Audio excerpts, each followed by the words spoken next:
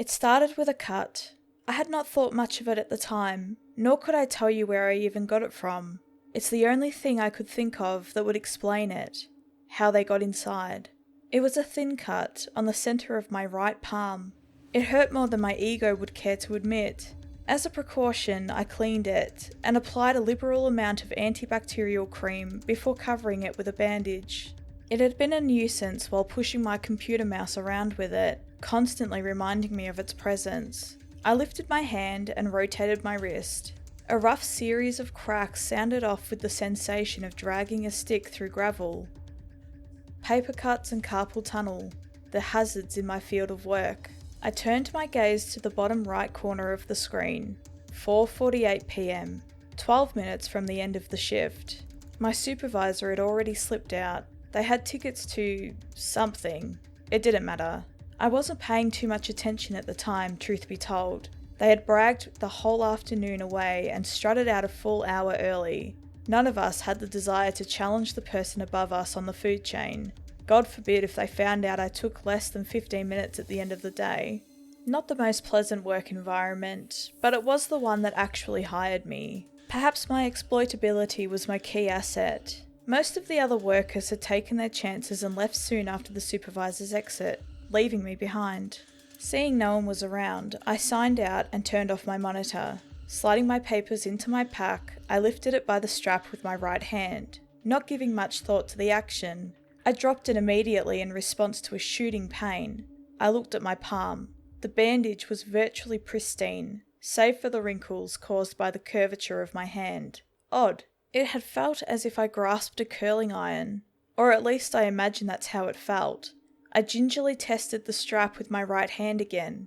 It seemed fine. The sensation had been far more severe than anything I had felt during the workday. I decided against putting further unnecessary stress on it. Using my left hand, I hoisted it around my shoulder.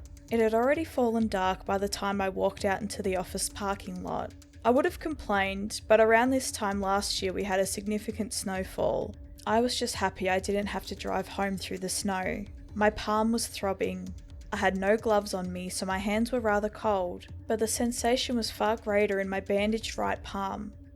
It was as if an icicle pierced right through the centre. I hurried towards my vehicle in the corner of the empty lot. I flung the driver's side door open and tossed my pack into the passenger's seat. My eyes opened, their vision consumed by a miniature mountain range of white that was a stucco ceiling. I blinked the sleep away from my eyes. A thought was developing, yet it dragged along, scraping the inside of my skull, refusing to form anything coherent. I just laid still, with an instinctual feeling that something was not right. Without my mind giving any definition to this feeling, I was unsure how to act. My eyes remained on the ceiling. It was much like that which coated the ceiling of my parents' old home. I hadn't seen much of the unappealing substance since I moved out. My apartment's styling was an amalgamation of wood, concrete, and glass. Perhaps a few years ago its design would have been considered inspired. I was not in my own bed. My eyes shifted downwards carefully. Light shone through the window a few steps from the foot of the bed. The walls were lined in yellowing wallpaper. The scent of years of cigarette smoke hung in the atmosphere. My eyes tilted to my right. The red digits of a clock sitting on the peeling wood of a nightstand read 7:23 a.m. My attention drifted to the left. The sheets were in disarray, leaving the impression of another body that inhabited the space moments before. I slowly sat up. I took in my surroundings. There was a brown, rotting desk in the corner with a seemingly ancient metal lamp upon it. A black tube TV was wedged into a cabinet sitting in front of the window. To its left, a door, marked, beaten, wearing its years of abuse. The door's painted white metal acted like a canvas for the dark streaks and other miscellaneous smudges that adorned it. I was in a motel, a real dump of one at that. I waited for memories to materialise. Nothing came. The parking lot, then this? I felt my stomach churn. It was as if time lurched forward without warning. The room was dizzying. My head turned towards the left of the room. In the corner was the entrance to the washroom. I hesitated for a moment. Burgundy curtains were drawn part way across the window. cloaking the left side of the room in shadow. Despite my nausea, I had little desire to cross the threshold of darkness towards the washroom.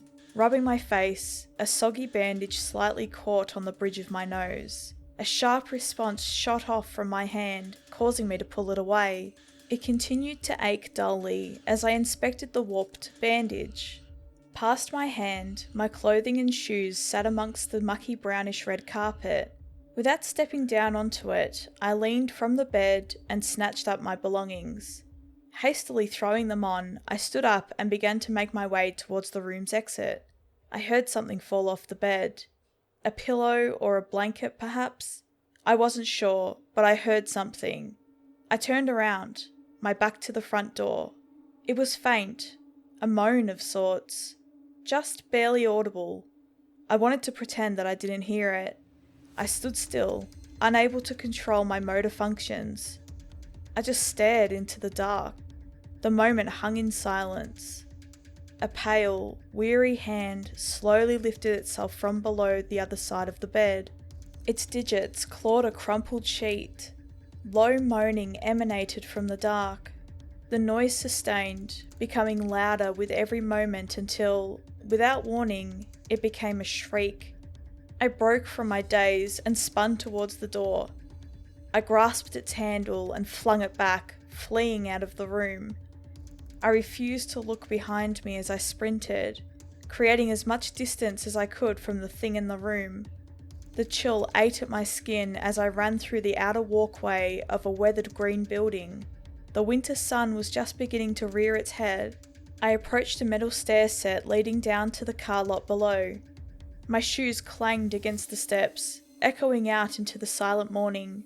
Once I reached the ground floor, I stopped and surveyed my surroundings. I had no idea where I was. To add to my concern, my vehicle could not be found amongst the handful that was sitting in front of the 2-story relic of a building. I looked up towards a sign that sat atop a pole placed by the parking entrance.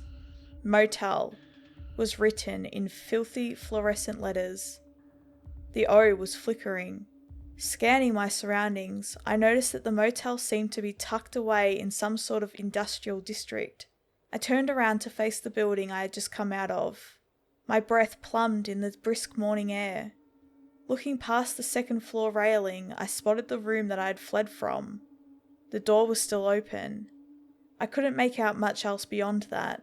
My legs began to move before my mind even seemed to command it.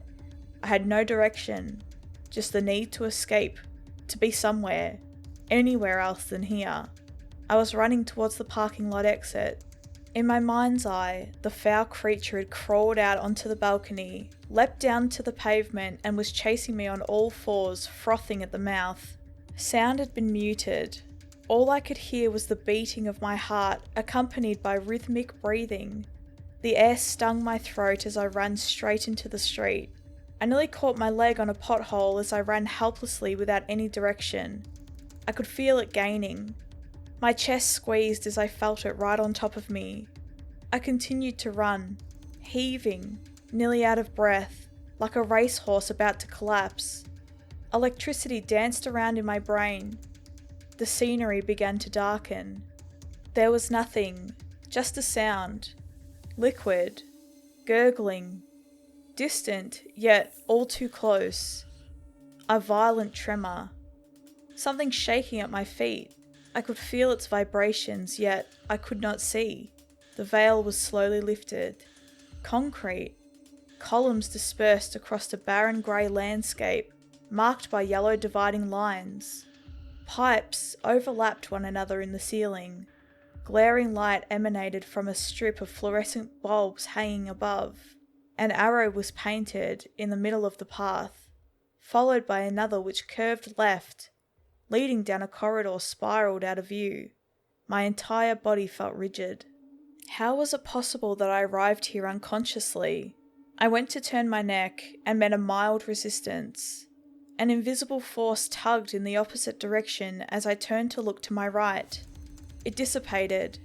A parking garage continued for some distance before me, with only a few cars scattered amongst the stalls. My body ached and my eyes burned.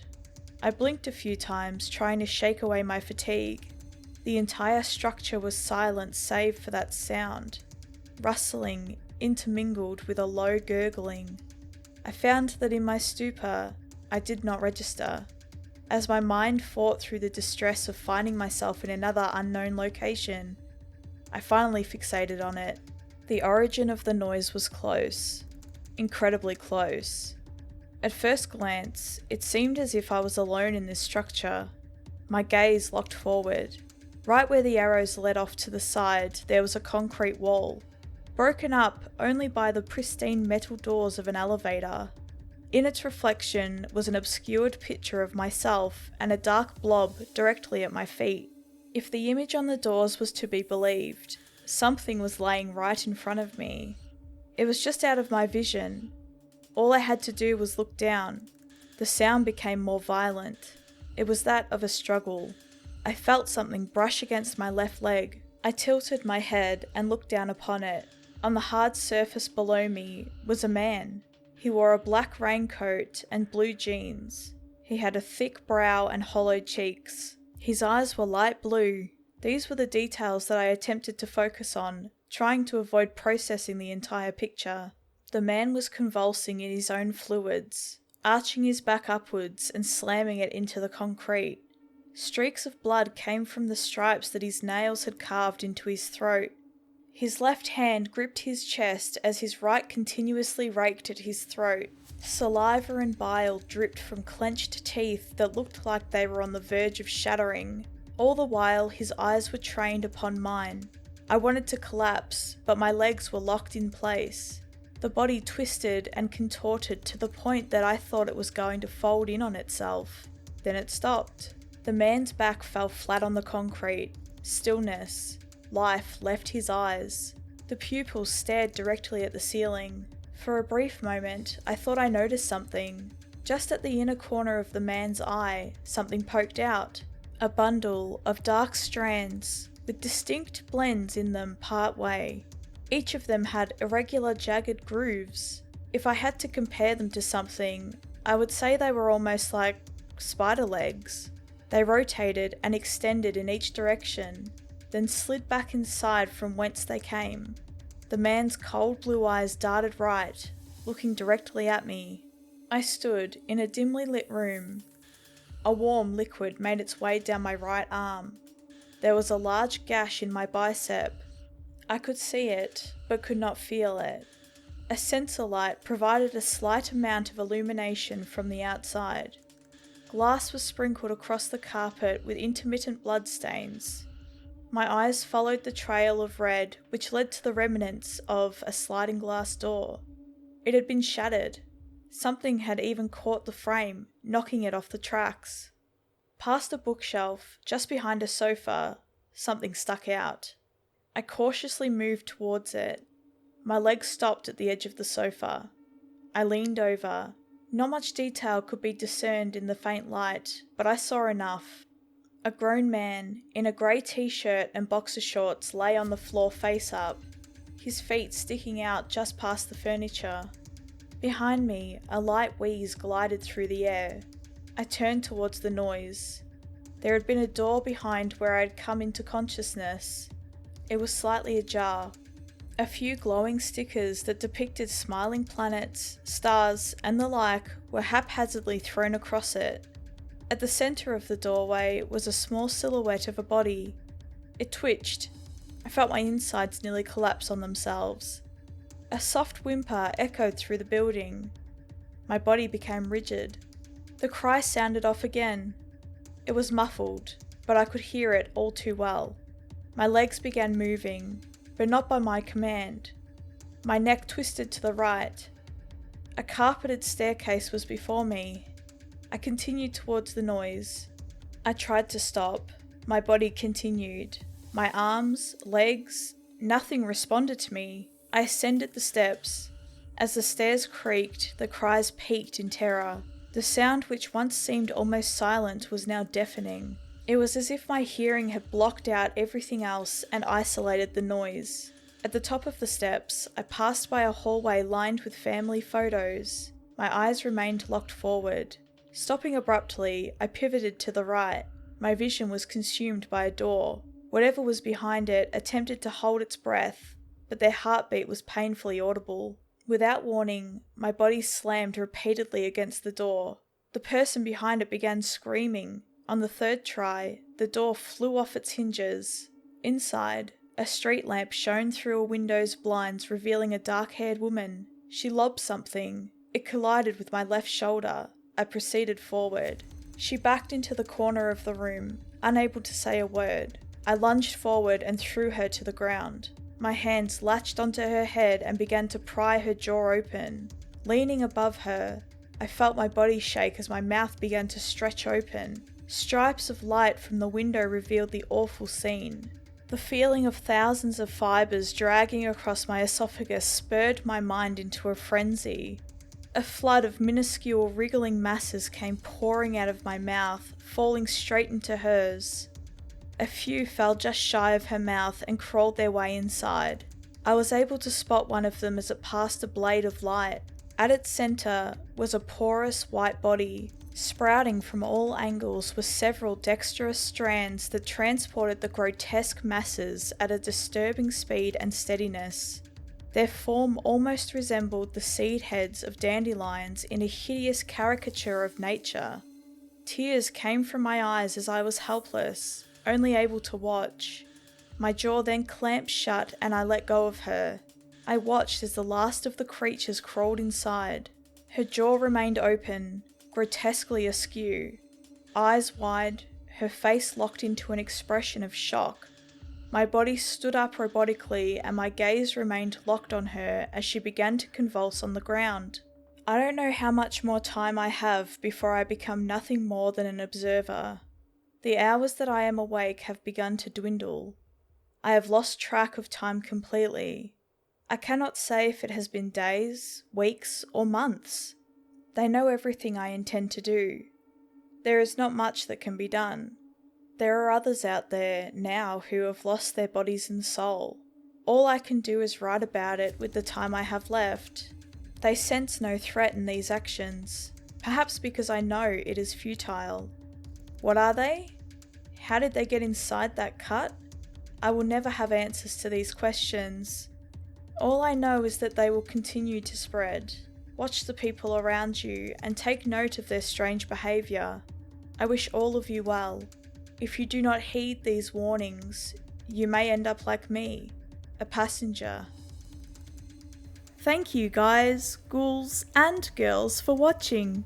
Please feel free to connect with me on my Discord server, and if you want to watch me live, check out my Twitch channel. I am very active on both platforms and even have scheduled streams. I would absolutely love to see you there. Links to my other social media platforms are in the description below. Stay spooky.